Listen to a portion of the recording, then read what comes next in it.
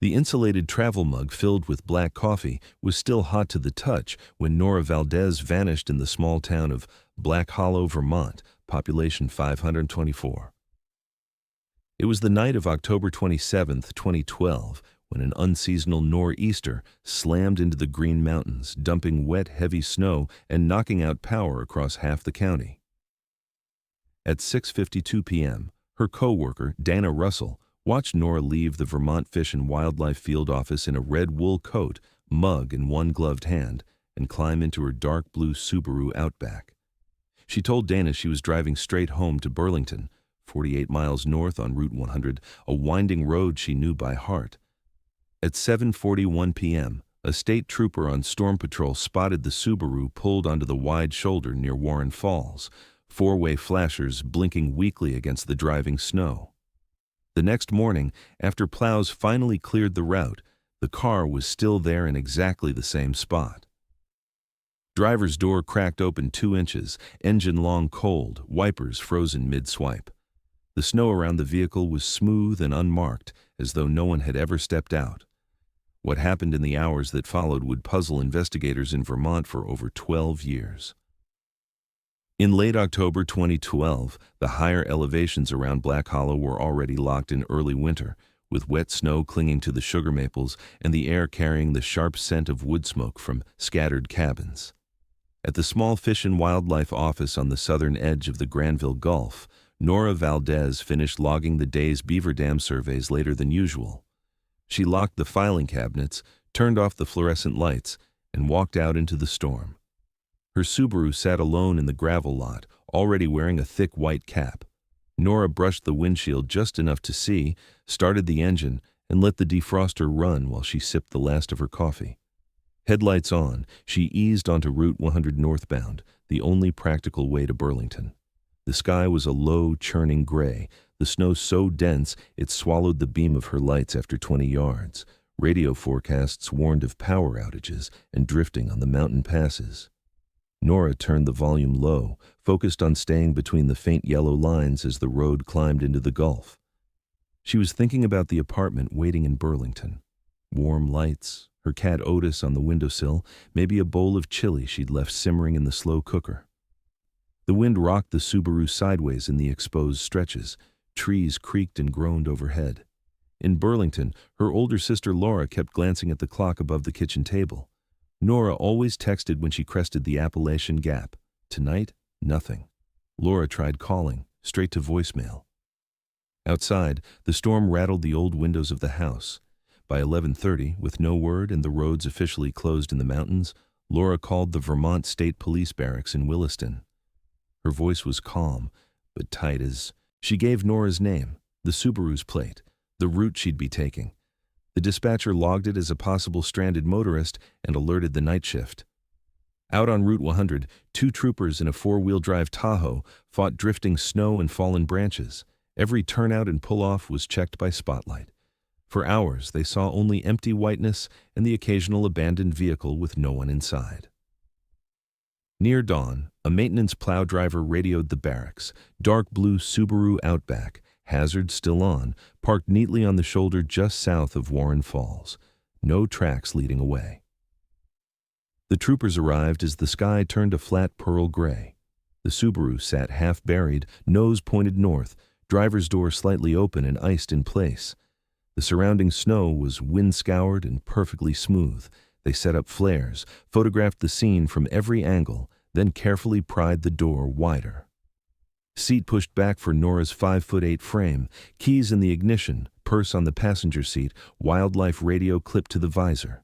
The travel mug stood upright in the console, coffee frozen into dark ice. No damage to the car, no signs of struggle, no footprints. They documented everything, called for a flatbed from Waitsfield, and waited while the storm slowly spent itself. By midday, the Subaru was towed to the covered bay at the state police barracks in Waterbury. Snow was brushed off gently, the vehicle draped to preserve temperature. A preliminary report went out that afternoon. Missing wildlife officer, vehicle recovered unoccupied, scene consistent with possible exit into storm. The case was immediately bumped to the Vermont State Police Major Crime Unit. Lead detective assigned was Claire Moreau, a seasoned investigator who had worked several cold-weather disappearances in the Northeast Kingdom. She drove up from headquarters in Waterbury as the roads reopened, arriving while weak afternoon light filtered through low clouds. The barracks sat in a narrow valley, steam rising from the roof as snow melted. The dark blue Subaru waited under fluorescent lights. Claire logged arrival details, then ordered the vehicle held untouched until the full forensic team could process it the following day. Outside, wind still swept loose snow across the parking lot, erasing the last traces of the storm that had swallowed Nora Valdez whole. Where are you watching this video from? Leave your location in the comments below. I'm always curious how far these stories can travel and how they manage to connect us across every distance. And now, let's continue the story. The Vermont State Police formally launched a full-scale search and rescue operation out of the Waterbury Barracks. Large topographic maps were unrolled across the conference table, the location of Nora's vehicle marked with a red pushpin just south of Warren Falls. Based on overnight wind speeds and the direction of drifting snow, commanders drew an initial search radius of 5 miles, divided into 6 sectors radiating from the highway like spokes. One sector followed Route 100 north and south. 2 teams pushed west into the dense hardwood slopes of the Granville Gulf. The remaining 3 covered the open benches, old logging roads, and the steep ravines that dropped toward the Mad River. A Vermont State Police helicopter out of Burlington, equipped with forward-looking infrared, lifted off as soon as ceilings allowed. Ground units, 24 searchers in total, including local fire departments, K-9 teams from New Hampshire, and volunteers from the Green Mountain Club, deployed at first light with radios, GPS units, and probe poles. The dogs were given Nora's red wool coat from the office to scent before fanning out. Wind gusts still topped 30 miles an hour in the open, making voice commands difficult and radio chatter constant. Claire Moreau stayed at the barracks, tracking each team's progress on a large wall map, updating grids in real time. By late morning, the highway sector reported back, nothing but wind-packed snow and a few abandoned vehicles already checked.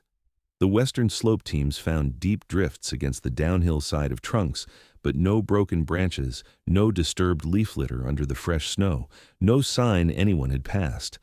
The helicopter completed 3 long sweeps over the eastern benches.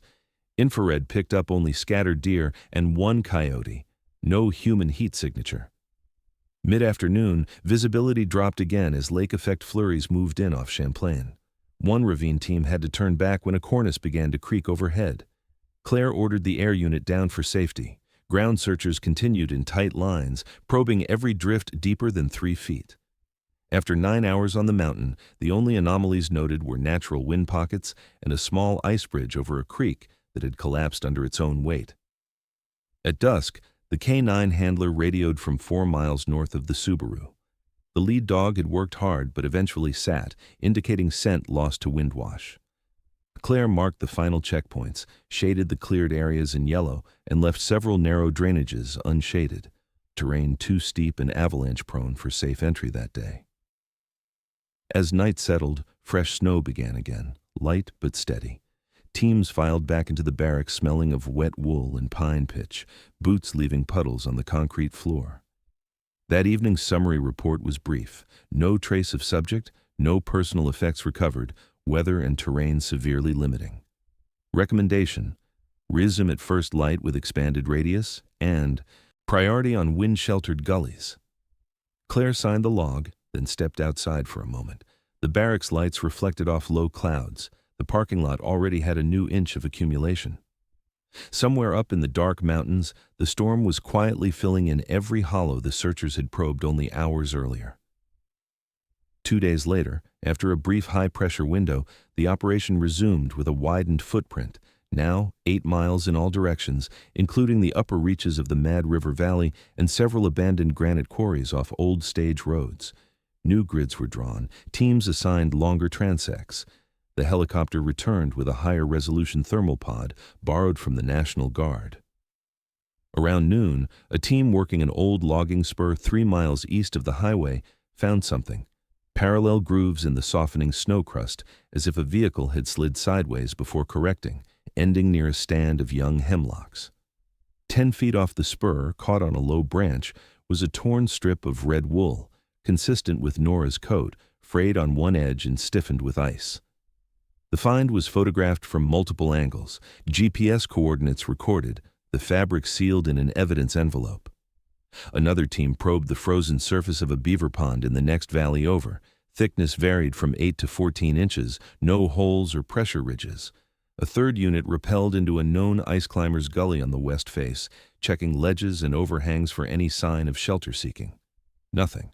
The helicopter logged 4 more hours before fuel and fading light forced a return. Final thermal pass. Still no anomalies. Claire reviewed the day's reports under the harsh fluorescent lights of the command room. She pinned the new fabric location, drew tentative wind vectors from the night of the disappearance. The distance was considerable. Exposure that long in those temperatures would have been fatal. As evening temperatures plunged again, all ground activity ceased. Teams returned with frozen eyelashes and iced-over radios. Second-day report, search radius expanded, 1 fabric item recovered consistent with victim's clothing, no remains or additional effects located. Terrain and continuing snowfall hampering progress. Recommend forensic processing of vehicle before further expansion. Claire added a handwritten note at the bottom. Prioritize sheltered north-facing slopes on next suitable weather window. The following morning, with roads finally plowed and temperatures hovering just above zero, the full forensic team from the Vermont Forensic Laboratory arrived in Waterbury. The Subaru had sat undisturbed under its tarp for 3 days, interior temperature stabilized. Technicians in Tyvek suits began the systematic processing while Claire observed and logged each step. Exterior first, high-resolution photos, then alternate light sources for any trace evidence on the dark paint. Nothing visible beyond road salt and snowmelt. The door. Handles and frame dusted for prints. Several clear lifts from the driver's side matching Nora's known prints from personnel files. On the passenger side exterior handle and the rear hatch release, 3 partials that did not immediately match, lifted, photographed, sealed. Interior vacuumed quadrant by quadrant, debris collected on labeled filters. Under the driver's floor mat, a small smear of reddish-brown substance dried and flaking, swabbed and field-tested presumptive for blood. On the passenger seat headrest, 4 strands of short dark brown hair, noticeably coarser and shorter than Nora's shoulder-length black hair, collected with tape lifts. In the glove compartment, a thin layer of fine-grayed dust mixed with tiny flecks of mica, not typical of the local soils dominated by granite and schist, sampled and bagged.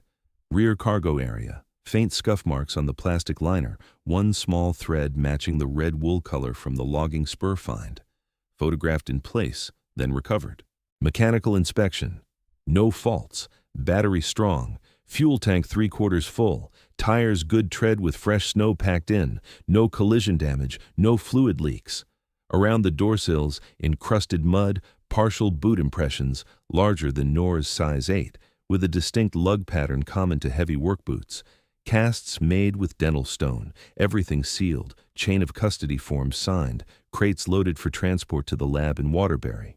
Preliminary vehicle report, no evidence of mechanical failure or crash, unidentified prints and biological material present, soil and fabric consistent with secondary location exposure. As the transport van pulled away, light snow began falling once more, soft flakes settling on the empty bay floor like a quiet curtain. Claire closed her notebook, already thinking about the lab results that might finally give direction to a case that, so far, had offered nothing but absence. With the Subaru secured in the lab and the second search wrapping up empty-handed, Claire Moreau shifted focus to reconstructing Nora Valdez's final movements using every digital and human source available. The major crime unit pulled traffic camera footage from the handful of intersections on Route 100 and side roads between Black Hollow and the Appalachian Gap.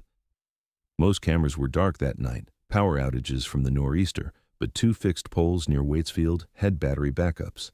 The clearer feed, time-stamped 6:58 p.m., showed Nora's dark blue Subaru passing northbound alone, wipers beating steadily, headlights cutting through heavy flakes. No vehicles immediately ahead or behind. Phone records confirmed the last cell tower ping at 7:19 p.m. from a site on the eastern flank of the Gap, roughly 12 miles from where the car was later found. After that, nothing. The storm had knocked out several repeaters higher up. The Subaru's own GPS history was recovered from the factory head unit. A straight-line route north, average speed cautious but steady, last recorded position exactly matching the shoulder pull-off south of Warren Falls. No detours, no prolonged stops. Claire compiled a tight disappearance window, sometime between 7:30 and 8:15 p.m., while the storm was at its peak and Route 100 effectively empty. Witness interviews began the same week. The trooper who first spotted the hazards recalled seeing them from a distance around 7:41 p.m., but visibility was so poor he couldn't tell if anyone was inside. He continued his patrol south, planning to check on the return leg, but by then the Subaru was already abandoned. Dana Russell, Nora's co-worker, confirmed she'd left the office at 6:52 p.m. after finishing reports. Nora had seemed tired but normal. No personal issues mentioned, no unusual calls or visitors that day. A waitress at a small diner in Waitsfield remembered Nora stopping briefly around 6:30 p.m. for a large coffee to go. She paid cash, chatted about the incoming storm, then left alone. Claire's team canvassed every residence and seasonal cabin with a view of Route 100 in the relevant stretch. Most were dark that night due to outages. One elderly couple in Granville reported hearing a vehicle slow down near their driveway around 7:45 p.m., followed by what sounded like a door slam and an engine revving away, but they saw nothing through the blowing snow. Another lead came from a local snowmobile club member who'd been out riding trails parallel to the highway earlier that evening. He told troopers he'd passed a dark-colored extended cab pickup, possibly charcoal or black, heading south slowly around 7:20 p.m. near the Falls turnout. The truck had auxiliary roof lights on, the kind common among plowers and loggers. He didn't get a plate or clear make, but thought it might have been a late-model Ram. Claire ran registrations for similar vehicles within a 50-mile radius. The list was long. Vermont loves its trucks, but she narrowed it by color and cab style, then cross-referenced owners with any prior agency contact. One name surfaced quickly: Ronan Whitaker, age 47, resident of Moortown, owner of a 2010 Dodge Ram 2500 registered charcoal gray. Whitaker ran a small firewood processing and delivery business out of a lot on Route 100B, just 8 miles south of the scene. His record showed a 2005 misdemeanor conviction for poaching deer out of season, paid a fine, no jail time, and a couple of civil infractions for overloaded trucks. Nothing violent. A background packet revealed he'd grown up in the Mad River Valley, knew every back road and logging spur, and had occasionally contracted with Fish and Wildlife for culvert clearing after floods. Claire and a uniformed trooper paid him a visit 2 days later. Whitaker's yard was stacked high with split cordwood under blue tarps. The charcoal Ram sat parked beside a skid steer, hood up, tools scattered. He greeted them in Carhartt overalls, wiping sawdust from his hands, and seemed unsurprised by the questions. He admitted being out that night delivering a late load of firewood to a customer in Warren. Said he'd driven north on 100, dropped the wood around 6:45 p.m., then headed back south through the worsening storm. Denied stopping near Warren Falls or seeing any stranded vehicles. Claire asked to look at the truck. Whitaker shrugged and led them over. The bed was empty except for sawdust and bark chips. Cab clean, floor mats damp but no obvious stains. A thermos cup in the console held cold coffee. No red wool fibers visible, no blood. Technicians took elimination prints and swabs anyway. Whitaker cooperated fully, even offered to download his phone's location history, though the app only showed a loose cluster around Warren and Moortown, no precise track through the gap due to poor signal. Claire noted the roof-mounted LED bar matched the snowmobiler's description, and the heavy lug tires that could have left the partial tracks photographed near the Subaru. But nothing concrete tied him to the scene. No camera caught his truck near the falls. No witnesses placed him stopped. The swabs and prints would take weeks to process. Claire flagged Whitaker as a person of interest, requested quiet drive-by checks on his routines, and moved on to clear other gray or black extended cab pickups on the list. By the end of November, with snow depths now measured in feet and temperatures rarely climbing above freezing, the ground search was scaled back to periodic air patrols and trail camera checks in the wider grid. The case file grew thick with negative reports. No body recovered, no additional belongings, no clear evidence of foul play. Yet the unidentified prints, hair, blood trace, and anomalous soil in the Subaru refused to fit a simple, lost in the storm narrative. In early December, after consultation with the Chittenden County State's attorney, the active phase was suspended pending lab results or new leads. The Subaru was released to Nora's sister after final documentation and towed to a family storage lot in Burlington. Evidence crates, prints, swabs, hair, soil, the torn red wool strip were sealed and archived at the Vermont Forensic Lab. Claire signed the suspension memo with a single line added in pen. Case to remain open indefinitely, reevaluate upon completion of biological analysis. She drove back down Route 101 last time before the file went cold. Snowplows had sculpted high white walls along the shoulders. The spot where the Subaru had sat was indistinguishable now, buried under drifts and salt grit. Somewhere in the quiet mountains, whatever had taken Nora Valdez remained undisturbed. The winter of 2012-2013 settled in hard over the Green Mountains, with storm after storm piling snow until the search grids became impassable even for snowshoes and tracked machines. By January, the Vermont State Police Major Crime Unit had no choice but to place the Nora Valdez file in inactive status while awaiting forensic results. The evidence crates sat in controlled storage at the Vermont Forensic Laboratory in Waterbury. Lifts of the unidentified fingerprints, swabs from the reddish-brown smear, the 4 short dark hairs, the gray mica-flecked soil sample, the torn strip of red wool, and the boot tread casts. Claire Moreau returned to her regular caseload in the barracks, but the Valdez file stayed on a corner of her desk. Every few weeks she checked the lab queue. Processing times stretched, budget cuts, backlog from a string of homicides in Chittenden County, and the simple fact that without a body or a clear crime, the case was not flagged urgent. Spring came early that year, with April rains washing away much of the record snowfall. Small follow-up searches were mounted along the Mad River and the old quarry roads as the ground thawed, but they turned up nothing beyond rusted beer cans and the occasional lost snowmobile part. In June 2013, the lab finally issued its report. The reddish-brown smear on the driver's floor mat was human blood, small volume, degraded, but enough for a partial nuclear DNA profile. Male. No match in state or national databases at the time. The 4 hairs were also male, rootless, but mitochondrial sequencing placed them in a common Northern European haplogroup. Again, no database hit. The unidentified fingerprints from the passenger handle and rear hatch returned no matches in AFIS.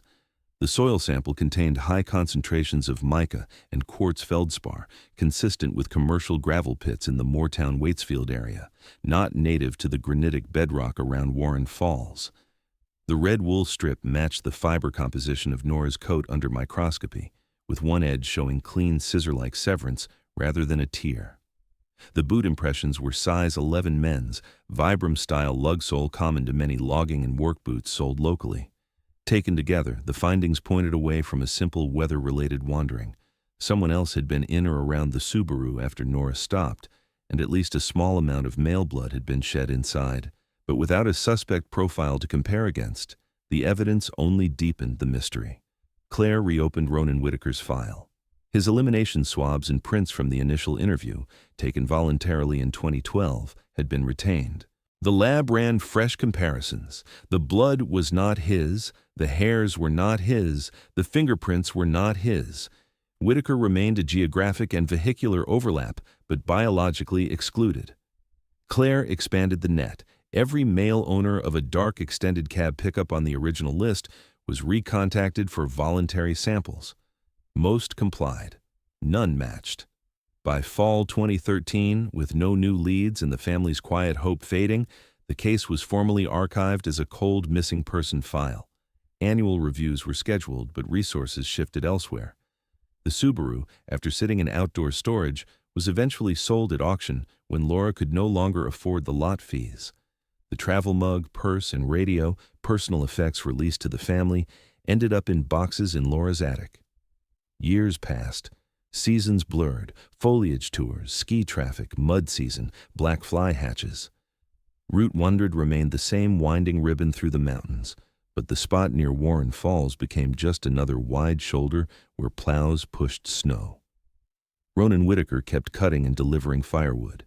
He upgraded to a newer Ram in 2015, moved his yard to a larger lot outside Moortown, and stayed off law enforcement radar beyond the occasional overweight ticket. Claire Moreau made sergeant in 2016, then lieutenant in 2020, transferring to headquarters in Williston.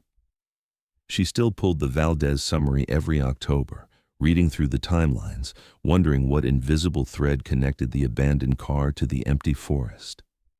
In late 2024, the Vermont Forensic Laboratory completed a long-planned upgrade to its genetic analysis suite, incorporating whole genome sequencing and expanded familial search capabilities through a new interstate compact.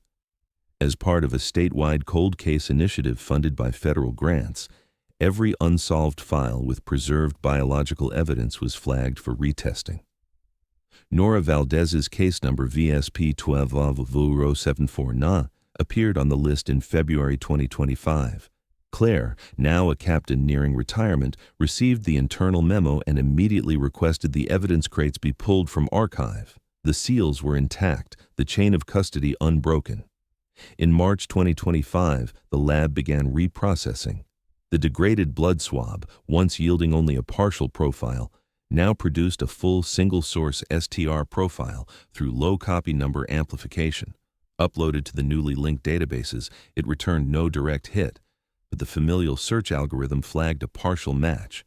A third cousin, once removed, arrested in 2019 for DUI in Rutland County, whose DNA had been routinely collected. The common ancestor traced back to a small logging community in the Mad River Valley in the 1940s. Claire's team built the family tree outward. One branch led to a name she had never encountered in the original investigation: Silas Whitaker, 42 years old, younger brother of Ronan Whitaker, estranged for years, living quietly on 20 wooded acres off a Class 4 road outside Fayston. Silas had no criminal record, no driver's license hits, no social media presence, but property records showed he owned a 2008 Dodge Ram 1500 extended cab, registered charcoal metallic, the same shade witnesses had vaguely described in 2012. And tax filings listed his occupation as independent woodlot management. Claire pulled satellite archives from October 2012. The Fayston property was heavily treed, but a clearing near an old sugar house showed a dark pickup parked there consistently. No one had ever interviewed Silas Whitaker because in 2012, the truck was registered solely in Ronan's name, and Silas had told the original canvassers he'd been home all evening with no reason to travel. Claire requested a fresh search warrant for comparison standards. In April 2025, a plainclothes team made contact at the Fayston property under the pretext of a wildlife complaint about illegal baiting. Silas, tall and broad-shouldered with short dark hair going gray at the temples, cooperated calmly, providing buccal swabs on the porch while chainsaws buzzed in the background. The lab rushed the comparison. 72 hours later, the report landed in Claire's inbox. The blood in the Subaru was a 99.998% match to Silas Whitaker. The 4 short dark hairs, identical mitochondrial profile. One of the partial fingerprints from the rear hatch, 14-point match. Claire stared at the screen for a long moment, then picked up the phone to call the Chittenden County State's attorney. After 13 years buried under paperwork and snow, the Nora Valdez case had finally found its hidden thread. With the DNA match confirmed and the fingerprints aligned, Captain Claire Moreau moved quickly to build the rest of the case against Silas Whitaker. A search warrant for his Fayston property was drafted that same afternoon in April 2025, citing the biological evidence from the 2012 scene and the need to collect comparison standards, electronic devices, and any items consistent with the original findings. The warrant was signed by a Chittenden County judge within hours. Claire opted for a low-profile execution, no lights or sirens, to avoid alerting Whitaker, who lived on a dead-end Class 4 road with only a handful of neighbors. At dawn the next day, a small team assembled at the Moortown barracks. Claire, 2 major crime unit detectives, a forensic technician, and 4 uniformed troopers for perimeter security. The property was 20 acres of mixed hardwood and old pasture with a single-wide trailer, a large pole barn used for firewood processing, and several outbuildings half swallowed by sumac and young birch. They rolled in slowly on unmarked SUVs, tires crunching over April mud and lingering snow patches in the shade. Silas Whitaker was outside splitting wood when they arrived, maul raised mid-swing. He lowered it slowly as the vehicles fanned out, face unreadable beneath a weak stubble. Claire approached first, warrant in hand. "Mr. Whitaker, Vermont State Police. We have a warrant to search the premises and collect DNA standards. You're not under arrest at this time, but we need you to step away from the woodpile." He nodded once, set the maul against the chopping block, and raised his hand slightly to show compliance. No resistance, no questions. While troopers secured him in the back of a cruiser for safety, the search began. The trailer was sparse, one bedroom, a small kitchen, walls lined with field guides to trees and edible plants, a wood stove still warm from the night. On a shelf above the desk sat a locked metal ammunition box. The key was on Whitaker's ring. He surrendered it without protest. Inside, a .22 rifle, cleaning kit, and a small spiral notebook with entries dating back to 2010, mostly harvest tallies, sugar bush tapping notes, and fuel expenses. But Claire flipped to October 2012 and found a single line on the 27th. Route 100N, red coat Subaru, help W spin out, minor cut, gravel load shift. Her pulse quickened. She photographed the page in place. The desk drawer yielded an older Garmin E-Trex GPS unit, battery long dead. The technician powered it with a universal cable. The track log showed a route from the Fayston property north on back roads, a stop near Warren Falls for approximately 43 minutes on the evening of October 27, 2012. Then a return via a different logging road that skirted the main search grids. In the bedroom closet, hanging among work jackets, was a red plaid wool shirt with a dark faded stain on the left cuff, roughly the size of the blood smear found in the Subaru, seized and bagged. The pole barn held the 2008 charcoal Dodge Ram, now showing rust along the rockers and a dented tailgate. Inside the cab, sawdust, empty coffee cups, and on the passenger floor mat a fine layer of the same gray mica-flecked gravel noted in the Subaru 13 years earlier. Under the back seat, wrapped in a plastic grocery bag, was a folded length of red wool fabric, matching Nora's coat under visual inspection, one edge cut cleanly with scissors or a sharp blade. The forensic tech photographed everything in situ, then collected the fabric, gravel samples, and mat fibers. In a corner of the barn, behind stacked firewood, stood a small locked cabinet. Whitaker provided the combination when asked. Inside, assorted tools, chainsaw bars, and a sealed plastic tub containing personal items, an old wallet with a Vermont Fish and Wildlife volunteer badge from 2011, a woman's leather glove, left hand, size medium, and a silver key fob with the Subaru logo. Claire held up the fob. Whitaker's eyes flicked to it, then away. The glove and key were bagged separately. By late afternoon, the property was fully processed. Whitaker was read his rights in the trailer kitchen and agreed to accompany detectives to the Williston Barracks for an interview. He requested no attorney at that time. The drive down the mountain was quiet. Mud season. Potholes rocking the cruiser, sugar maples just beginning to bud against the gray sky. At headquarters, in a softly lit interview room with recording running, Claire laid out the evidence piece by piece. The DNA, the fingerprints, the notebook entry, the GPS track, the cut wool, the Subaru key, the stained shirt, the gravel. Silas Whitaker listened without interrupting, hands folded on the table, eyes fixed on a spot just past Claire's shoulder. After nearly 20 minutes of silence following the last photograph, he spoke in a low, even voice. "I never meant for it to go that far." He described the night in careful detail. He'd been heading north on a seldom-used gravel pit road parallel to Route 100, picking up a load of screening gravel for his sugar house driveway. The nor'easter had turned the back route to slop. He switched to the paved highway around 7:30 p.m. Near Warren Falls, he saw the Subaru's hazards blinking, half skidded into the soft shoulder. He pulled over ahead, thinking someone might need a pullout, common courtesy in the valley. Nora rolled the window down a crack when he approached.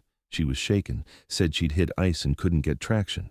Whitaker offered his shovel and some gravel from his load to pack under the tires. While spreading gravel, the tailgate on his Ram, already loose from years of use, dropped suddenly.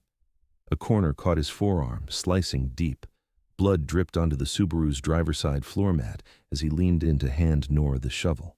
She thanked him, but when the Subaru still wouldn't move, she asked if he could give her a ride to the next town. Cell service was dead. She didn't want to wait in the cold. Whitaker hesitated. He knew the roads behind the Gulf were worse, and he had an outstanding poaching warrant from years earlier he'd never cleared. Minor, but enough to avoid police contact. In the confusion, Nora stepped out to help reposition the gravel. The wind gusted hard. She slipped on the ice-glazed shoulder, falling backward against the open tailgate corner, the same sharp edge that had cut him. She struck her head. Hard. Whitaker said he checked for a pulse, found it faint, then nothing. Panic set in. The storm was raging. No other vehicles had passed in 20 minutes. He feared that with his blood already in her car and his old record, no one would believe it was an accident. He loaded her into the bed of his truck under a tarp, drove the short distance to the gravel pit he'd just left, an abandoned town quarry with a deep, overgrown sump hole used decades earlier for waste oil and brush. He placed her body there, scattered gravel and brush over it, cut a section from her coat to wrap the Subaru key he'd accidentally grabbed, and left the rest. He returned to the highway, spread the last of his gravel to obscure any disturbance, then drove home via the back roads. The next week, when search volunteers were called, he signed up quietly, using his brother Ronan's name on the sheet to keep track of which areas were being covered. He never went back to the quarry. Claire asked why he kept the key, the glove, the coat piece. Whitaker shrugged faintly. Couldn't bring myself to throw them away, thought burying them with the rest would be worse. The interview lasted 3 hours. Whitaker signed a written statement mirroring his verbal account, initialing each page. Independent verification followed swiftly. Cadaver dogs taken to the old Feiston quarry in May 2025 hit strongly on the sump area. Excavation recovered partial remains consistent with Nora Valdez, clothing fragments, the wildlife radio still clipped to a belt loop, and bone fragments sufficient for DNA confirmation. Cause of death, blunt force trauma to the skull, consistent with a fall against a metal edge. No evidence of sexual assault or premeditation. In June 2025, Silas Whitaker was indicted on charges of manslaughter and tampering with evidence. The case that had lain frozen for 13 Vermont winters was finally moving toward trial. The indictment of Silas Whitaker in June 2025 brought the Nora Valdez case back into the quiet spotlight of central Vermont.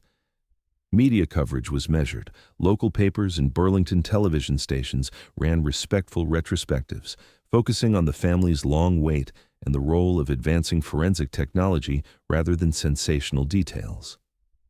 Laura Valdez, Nora's sister, gave one brief statement outside the Chittenden County Courthouse. "We always believed she didn't just walk away. Now we know the truth, and we can finally bring her home." Pretrial proceedings moved steadily through the summer and fall.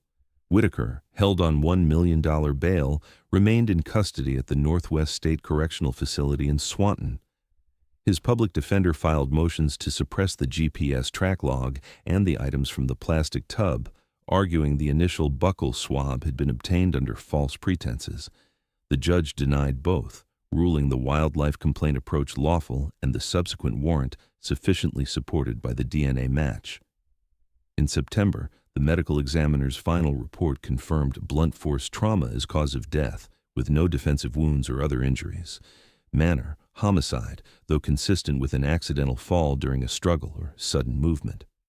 The prosecution's theory crystallized.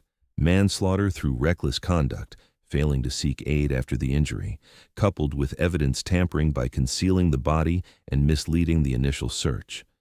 Whitaker rejected an initial plea offer of 15 years. Jury selection began in early November 2025 in the historic Burlington Courthouse, red brick framed by bare maples and the first light dustings of snow. The trial itself lasted 8 days. Claire Moreau, now officially retired but retained as consulting investigator, took the stand on day 3. She walked the jury through the original 2012 investigation, the empty car, the fruitless searches, the archived evidence, then detailed the 2025 breakthrough, the Familial DNA hit, the property search, the notebook, the GPS coordinates leading directly to the quarry sump. Prosecutors displayed enlarged photos, the blood smear on the Subaru floor mat, the cut section of red wool, the Subaru key fob nestled in Whitaker's cabinet beside Nora's single glove. The Garmin GPS track was projected on a large screen, the 43-minute stop glowing red near Warren Falls on the night of October 27, 2012. The cadaver dog handler testified about the strong hit in the quarry, followed by the forensic anthropologist who described recovering Nora's remains, scattered by decades of frost heave and animal activity, yet sufficient for positive identification. Whitaker did not testify in his own defense. His attorney argued the death was a tragic accident on a treacherous night, that Whitaker's panic stemmed from a rational fear of being disbelieved due to his family's minor history with game wardens, and that keeping certain items reflected guilt-ridden remorse rather than cold calculation. In closing, the prosecutor spoke plainly. Silas Whitaker had choices that night. He could have called for help. He could have stayed with her. Instead, he chose to hide what happened, and in doing so, he stole 13 years from a family that deserved to know where their sister, their daughter, lay. Accident or not, those choices have consequences. The jury deliberated for just under 4 hours.